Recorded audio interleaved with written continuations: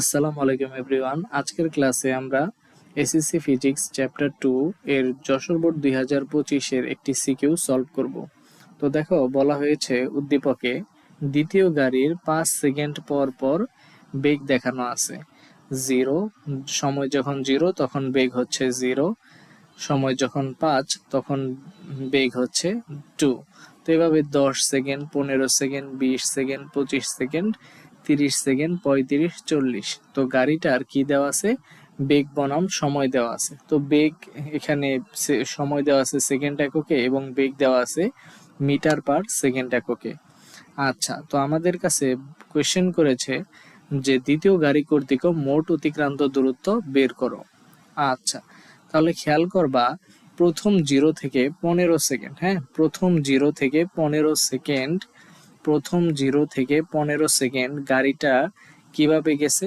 গাড়িটার বেগ ছিল 0, 0 থেকে শুরু করেছে এবং বেগ হয়েছে 6।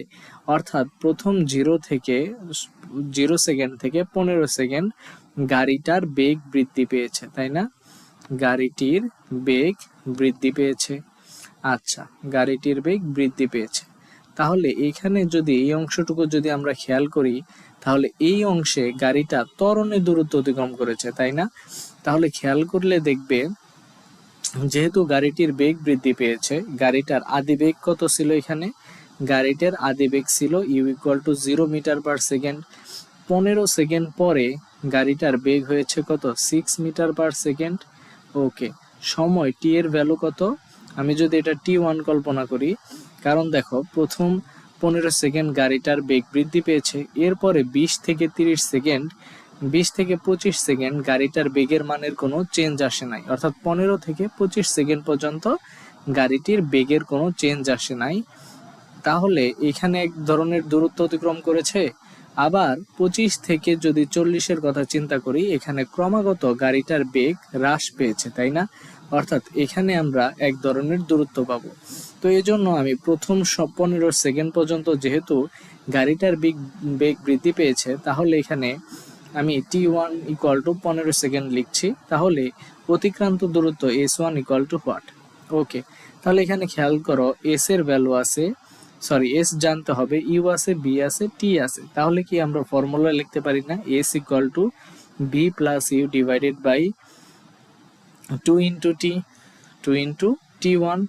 ওকে, তাহলে ভি এর ভ্যালু কত? বি এর ভ্যালু হচ্ছে 6, বি এর ভ্যালু হচ্ছে 6 প্লাস ইউ এর ভ্যালু হচ্ছে 0 ডিভাইডেড বাই 2 ইন্টু টি1 হচ্ছে 15।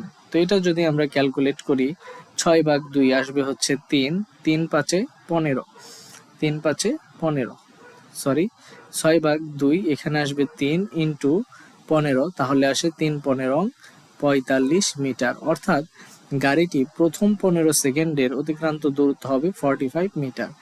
আচ্ছা, তাহলে দেখো আমরা কিভাবে সাজিয়ে লিখতে পারি। দেওয়া আছে আদি বেগ u=0, শেষ বেগ 6 মিটার পার সেকেন্ড, সময় t1 দেওয়া আছে, অতিক্রান্ত দূরত্ব s1 বের করতে হবে। আমরা লিখতে পারি s1 = b plus U divided by 2 into টি1। বি এর ভ্যালু যদি বসিয়ে দেই, ইউ এর ভ্যালু 0 বসিয়ে দেই, তাহলে আমাদের আনসার আসে 45 মিটার। অর্থাৎ প্রথম 15 সেকেন্ডে গাড়িটার অতিক্রান্ত দূরত্ব হচ্ছে 45 মিটার। আচ্ছা, এরপরে দেখো 15 থেকে 25, হ্যাঁ, 15 থেকে 25 এই 10 সেকেন্ডে গাড়িটার অতিক্রান্ত দূরত্ব হচ্ছে s2 যদি চিন্তা করি। এখানে দেখো বেগের মানের কোনো চেঞ্জ হয়নি, এর মানে গাড়িটি সমবেগে কিছুটা দূরত্ব অতিক্রম করেছে। তাহলে সমবেগের ক্ষেত্রে আমরা কি লিখতে পারি? এখানে বেগ দেওয়া আছে 6 মিটার পার সেকেন্ড, সময় t2 হচ্ছে 10 সেকেন্ড, তাই না? তাহলে অতিক্রান্ত দূরত্ব s2 কি হবে? সমবেগের বেলায় আমরা সূত্র জানি s2 = v/t2। এখানে বেগের মান হচ্ছে 6 বসিয়ে দিলাম, সময় হচ্ছে t2, তাহলে 6 ইন্টু 2, তাহলে সরি 6 ইন্টু 10, তাহলে কত আসবে? 6×10 = 60 মিটার, তাই না? আচ্ছা, তো চলো আমরা স্লাইডে দেখে নেই। তাহলে আমরা যদি মান বসিয়ে দেই, তাহলে আনসার আসলো অতিক্রান্ত দূরত্ব 60 মিটার। আচ্ছা, এবার থার্ড স্টেপে খেয়াল করো, পরবর্তী 25 থেকে 40 সেকেন্ড, হ্যাঁ, 25 থেকে 40 সেকেন্ড অর্থাৎ শেষ 15 সেকেন্ডে গাড়িটার অতিক্রান্ত দূরত্ব যদি আমি s3 চিন্তা করি, তাহলে আদি বেগ কত দেওয়া আছে? আদি বেগ হচ্ছে 6 মিটার পার সেকেন্ড। শেষ বেগ কত হয়ে গেছে? 0। তাহলে আমরা লিখলাম শেষ বেগ 0 মিটার পার সেকেন্ড। সময় t3 এর ভ্যালু কত দেওয়া আছে? 15 সেকেন্ড। ওকে, 15 লিখলাম। অতিক্রান্ত দূরত্ব s3 এর মান বের করতে হবে। তো আগের মতোই আমরা লিখতে পারি s3 = b + u divided by 2 × t3। তাহলে এখানে যদি আমরা মান বসিয়ে দেই তাহলে आंसर আসে 45 মিটার। অর্থাৎ শেষ যে 10 সেকেন্ড শেষ যে 15 সেকেন্ড এখানেও গাড়িটা 45 মিটার অতিক্রান্ত অর্থাৎ দূরত্ব অতিক্রম করে। ওকে, নেক্সট খেয়াল করবা যে তাহলে আমরা যদি চিন্তা করি S1 আমরা পেলাম 45 মিটার, S2 পেলাম হচ্ছে 60 মিটার, S3 পেলাম 45 মিটার। তাহলে গাড়িটার অতিক্রান্ত দূরত্বকে যদি আমি S টোটাল বলি তাহলে S টোটাল কি আসলে? S1 S2 আর S3 এর যোগফলের সমান হবে না? অবশ্যই যোগফলের সমান হবে। তো S1 এর ভ্যালু আমরা পেলাম 45, S2 এর ভ্যালু পেলাম 60 প্লাস S3 এর ভ্যালু পেলাম 45। তো এটা যদি আমরা ক্যালকুলেট করি তাহলে आंसर আসে 150 মিটার, 150 মিটার। সুতরাং দ্বিতীয় গাড়ি কর্তৃক মোট অতিক্রান্ত দূরত্ব হবে 150 মিটার। ওকে, তো আশা করি এই ম্যাথটা তোমরা বুঝতে পেরেছো। আচ্ছা, তো খেয়াল করো আমরা যদি आंसरটা দেখি আছে 150 মিটার। আচ্ছা, এরপরে গ নাম্বার যে প্রশ্নটা করা হয়েছে সেটা হলো, তো তোমার আমরা দেখছিলাম যে দুইটা উদ্দীপক দেওয়া ছিল, দ্বিতীয় গাড়ির কথা বলা হয়েছে। তো এই যে গ্রাফটা দেখতে পাচ্ছি এটা হচ্ছে প্রথম গাড়ির জন্য, গ নাম্বারে আমাদের দ্বিতীয় গাড়ির জন্য বলেছিল। তো গ নাম্বারে আমাদের প্রথম গাড়ির সম্পূর্ণ পথের যে গড় বেগ, এখানে একটা টার্মস দেখো গড় বেগ। গড় বেগ বলতে কি বোঝায়? যে গাড়িটার এই যে অতিক্রান্ত দূরত্বটা আছে এই মোট অতিক্রান্ত দূরত্বকে যদি আমরা মোট সময় দিয়ে ডিভাইড করি, হ্যাঁ, তো এটা যদি তোমরা একটু লিখে নাও, হ্যাঁ, আমরা লিখতে পারি যে গড় বেগ ইকুয়াল টু মোট অতিক্রান্ত দূরত্ব। হ্যাঁ, গড় বেগ ইকুয়াল টু মোট অতিক্রান্ত দূরত্ব ডিভাইডেড বাই মোট সময়। হ্যাঁ, গড় বেগ ইকুয়াল টু মোট অতিক্রান্ত দূরত্ব ডিভাইডেড বাই মোট সময়। আচ্ছা, তো গড় বেগ, আচ্ছা ওকে, তাহলে আমরা ধাপে ধাপে গাড়িটার মোট অতিক্রান্ত দূরত্ব এবার বের করব। খেয়াল করো আমি যদি এখানে 0 পজিশনে একটা গাড়ির কথা চিন্তা করি, তো গাড়িটা এই পজিশনে ছিল, তো 10 সেকেন্ড পরে গাড়িটার যে বেগ হয়েছে 10 সেকেন্ড পরে, তো এখানে দেখো 30 মিটার পার সেকেন্ড। এক্স অক্ষ বরাবর আছে আমাদের সময় এবং ওয়াই অক্ষ বরাবর আছে বেগ মিটার পার সেকেন্ড এককে। তাহলে এ পজিশনে গাড়িটার বেগ কত? 30 মিটার পার সেকেন্ড না? 30 মিটার পার সেকেন্ড। বি পজিশনে কত? বি পজিশনেও 30, সি পজিশনে কত? 0। ওকে, তো দেখো এখানে গাড়িটা যখন এই পজিশনে ছিল তো গাড়িটা কি করলো? গাড়িটার জন্য আমরা লিখতে পারি যে আদি বেগ U equal to 0 metre per second, সময় t1 ইকুয়াল টু 10 সেকেন্ড। আচ্ছা, তো আমরা প্রথমে কি করতে চাই? এই ও এ অংশে গাড়িটা কতটুকু দূরত্ব অতিক্রম করলো এটা বের করতে চাচ্ছি। ওকে, তাহলে আমরা কি লিখতে পারি? আমরা লিখতে পারি যে ও এ অংশে গাড়িটা গেল, তাহলে শেষ বেগ এই পজিশনে এসে তার বেগ কত দাঁড়াবে? 30 মিটার পার সেকেন্ড দাঁড়াবে। সময় কতটুকু লাগছে? সময় লাগছে 10 সেকেন্ড। তাহলে t1 এর ভ্যালু 10 সেকেন্ড লিখতে পারি। তাহলে খেয়াল করো UVT আছে, তোমার S জানা দরকার। তাহলে তুমি কোন সূত্র নিবে? S1 = V + U divided by 2 × t1, তাই না? আচ্ছা, তাহলে এবার খেয়াল করো তো বি এর ভ্যালু কত? বি এর ভ্যালু বলতে 10 সেকেন্ড পরের বেগ, 10 সেকেন্ড পরে গাড়িটা 30 মিটার পার সেকেন্ড বেগ প্রাপ্ত হয়, প্লাস আদি বেগ আছে 0 ডিভাইডেড বাই 2 ইন্টু t1 এর মান কত জানা আছে? t1 হচ্ছে 10। তাহলে 30/2 যদি করি তাহলে আসবে 15, 15 × 10 করলে आंसर আসবে 150 মিটার। আচ্ছা, 150 মিটার। ওকে, তাহলে চলো এবার আমরা ধাপে ধাপে ম্যাথটা দেখে নেই। আচ্ছা, তো আমি কি করতে চাই? প্রথমে ও অংশের অতিক্রান্ত দূরত্ব বের করতে চাই। তাহলে আমি কি লিখতে পারি? S1 = B + U divided by 2 × t1। তো এখানে যদি আমরা ভ্যালুগুলো বসিয়ে ক্যালকুলেট করি তাহলে S1 এর ভ্যালু পেলাম 150 মিটার। ওকে, নেক্সটে দেখো, তো এবার গাড়িটা এ পজিশনে আছে, এ থেকে গাড়িটা যখন বি পজিশনে যাবে তখন আমরা কি বলতে পারি, যখন এ পজিশনে ছিল তখন তার আদি বেগ কত বলতো? আদি বেগ equal to 30 metre per second.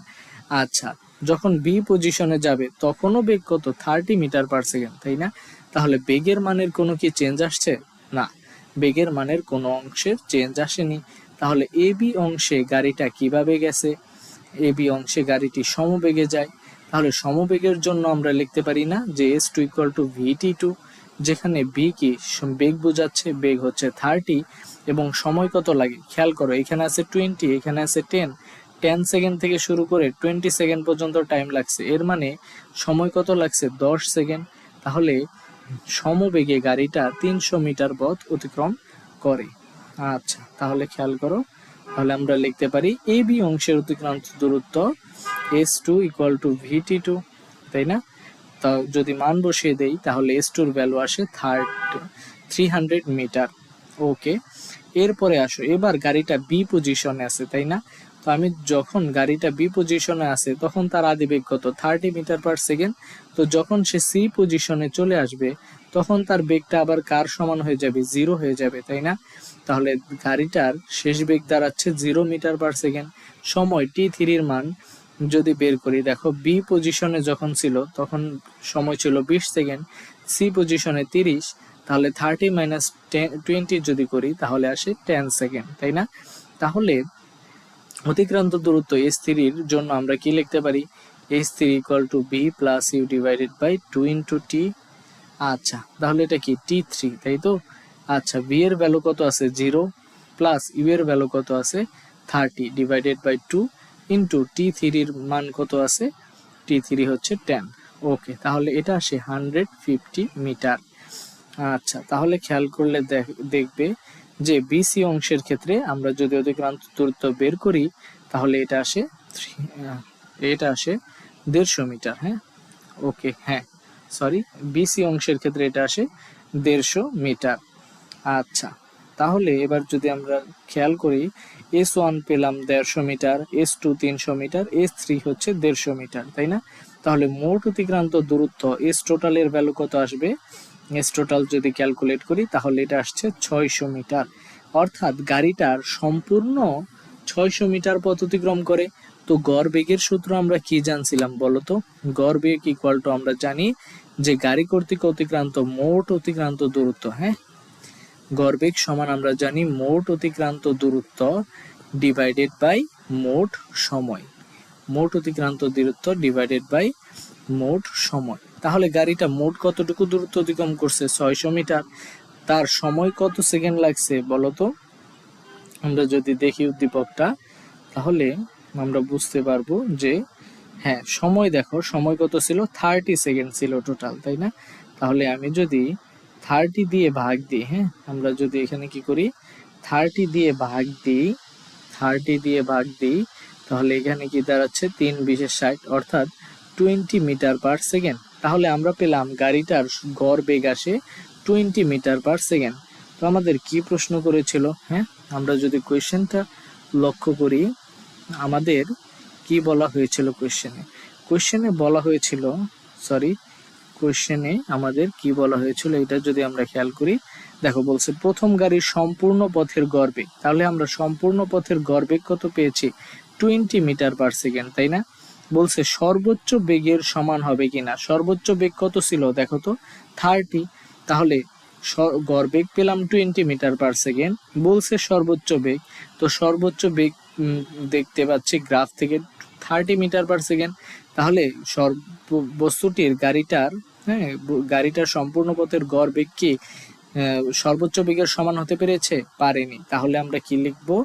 আমরা লিখে দিতে পারি যে হ্যাঁ, আমরা কি লিখতে পারি? তো চলো দেখে নেই। আমরা লিখতে পারি যে গাড়িটার ক্ষেত্রে কি হবে? গাড়িটার ক্ষেত্রে